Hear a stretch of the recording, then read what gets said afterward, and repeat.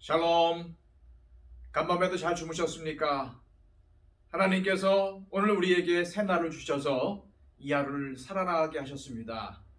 오늘도 하나님과 동행하심으로써 하나님께서 주시는 평안과 또한 위로를 받으시기를 소망합니다.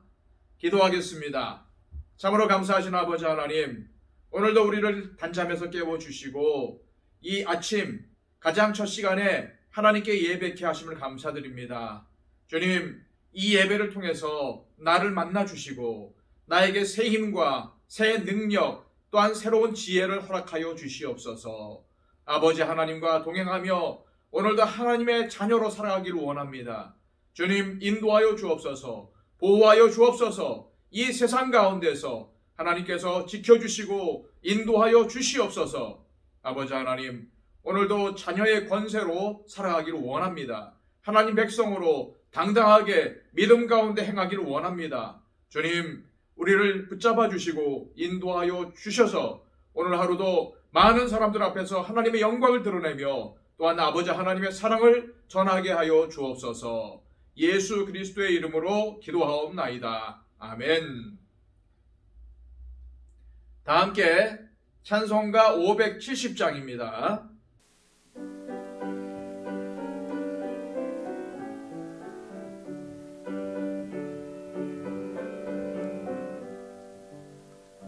주는 나를 기르시는 목자요, 나는 주님의 귀한 어린 양. 푸른 풀밭 맑은 시냇 물가로 나를 늘 인도하여 주신다. 주는 나의 좋은 목자, 나는 그의 어린 양. 저를 따라 꼴을 먹여주시니 내게 부족함 전혀 없어라. 예쁜 새들 노래하는 아침과 노을 비끼는 고운 황혼에 사랑하는 나의 목자 음성이 나를 언제나 불러주신다. 주는 나의 좋은 목자, 나는 그의 어린 양.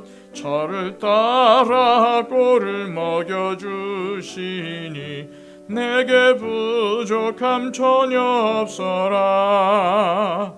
못된 짐승 나를 해치 못하고 거친 비바람 상치 못하리. 나의 주님 강한 손을 펼치사 나를 주야로 지켜주신다. 주는 나의 좋은 목자, 나는 그의 어린 양. 저를 따라 꼴을 먹여주시니 내게 부족함 전혀 없어라.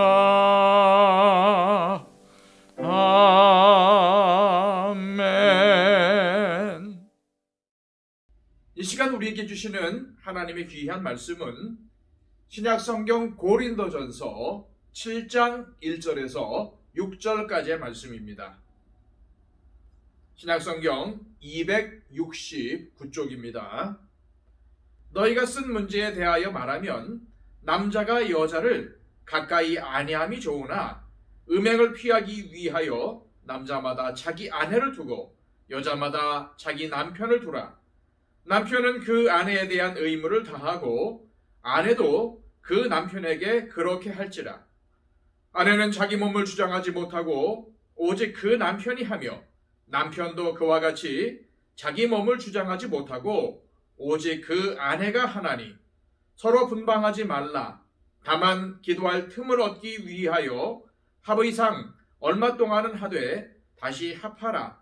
이는 너희가 절제 못함으로 말미암아 사탄이 너희를 시험하지 못하게 하려 함이라. 그러나 내가 이 말을 함은 허락이요 명령은 아니니라. 나는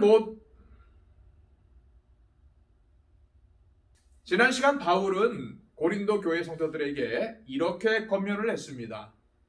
모든 것이 내게 가하나 다 유익한 것이 아니요 모든 것이 내게 가하나 내가 무엇에든지 얽매이지 아니하리라. 이 말씀은 당시 고린도 지방에서 유행하던 유행어인 모든 것이 내게 가하다라는 주장을 반박한 것이라고 볼 수 있습니다. 즉 자유를 오용하고 남용하는 것을 비판하고 있는 것이죠. 특히 바울은 이 문제를 성생활과 직접 연관지어서 설명을 하고 있습니다. 당시 고린도 지방에는 매매춘 행위를 자연스럽게 받아들이는 분위기가 형성이 되어 있었습니다. 고린도는 매춘의 도시라고 불리는 만큼 성매매를 부끄럽게 여기지 않는 전통이 있었습니다. 그런데 문제는 이러한 문화가 고린도 교회 성도들에게도 영향을 주고 있었다는 점입니다. 따라서 바울은 먼저 교인들의 그릇된 성관념을 바로 일깨워 주려고 했습니다. 모든 것이 내게 가하나 다 유익한 것이 아니라는 것입니다. 바울이 전한 이 메시지를 성 문제와 관련해서 풀어보면 이런 설명이 가능합니다. 내가 누구와 선관계를 맺든 내 자유라고 주장하는 교인이 있다고 들었습니다. 하지만 모든 것이 다 여러분에게 유익한 것이 아님을 명심하십시오.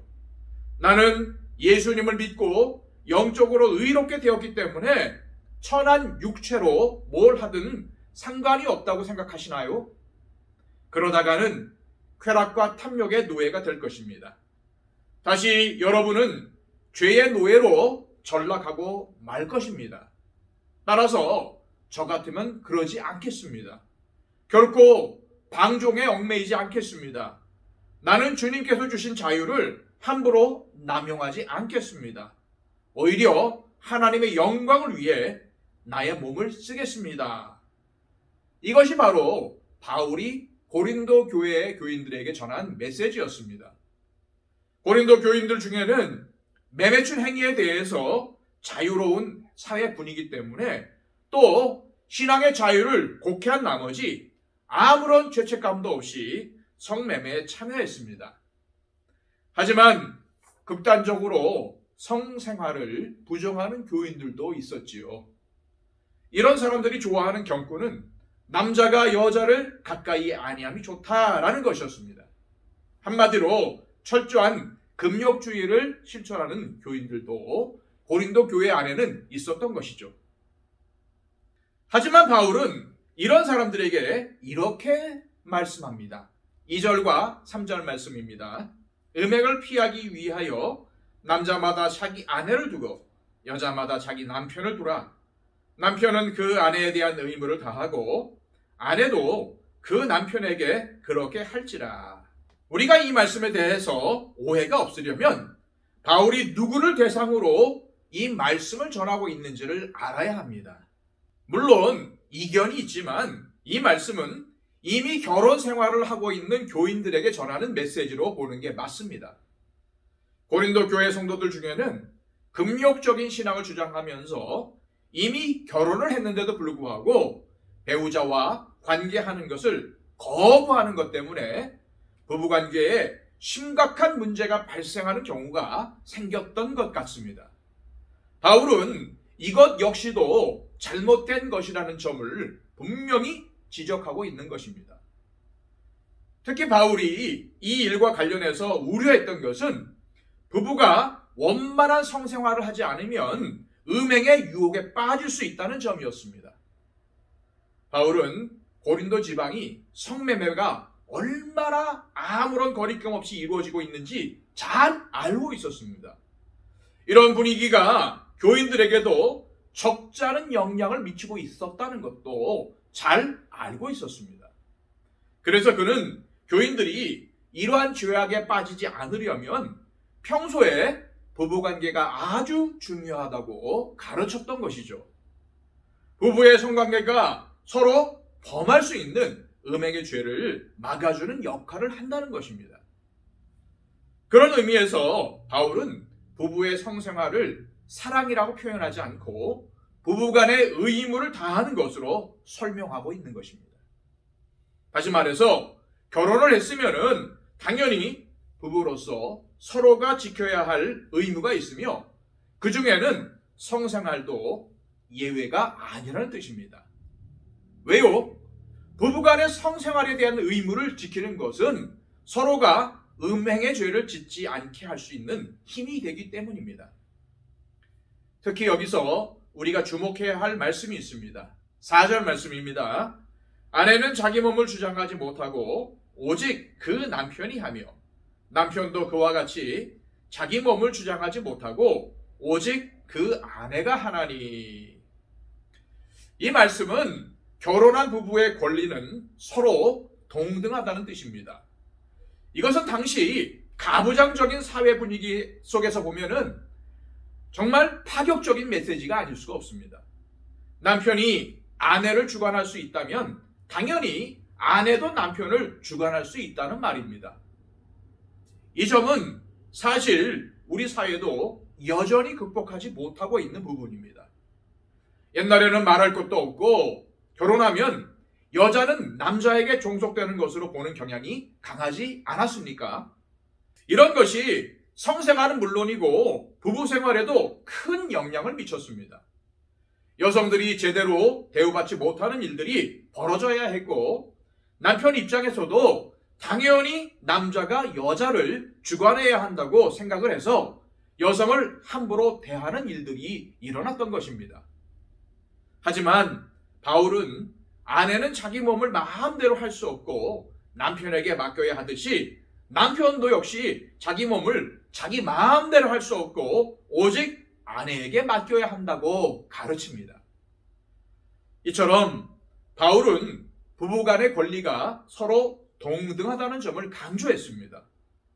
부부간의 권리가 동등하기 때문에 어느 한쪽이 일방적으로 주도해서는 안 되고 서로 상대방의 요구가 있으면 거절하지 말라고 가르치고 있습니다.